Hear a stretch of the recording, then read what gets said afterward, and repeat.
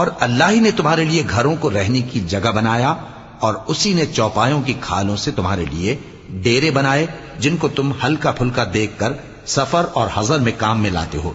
اور ان کی اون اور پشم اور بالوں سے تم اسباب اور برتنے کی چیزیں بناتے ہو جو مدت تک کام دیتی ہیں۔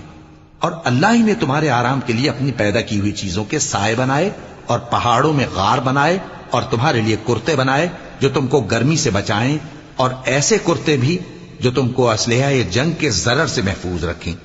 اسی طرح اللہ اپنا احسان تم پر پورا کرتا ہے تاکہ تم فرمانبردار بنو۔ بس اگر یہ لوگ روح گردانی کریں تو اے پیغمبر تمہارا کام فقط صاف صاف پہنچا دینا ہے۔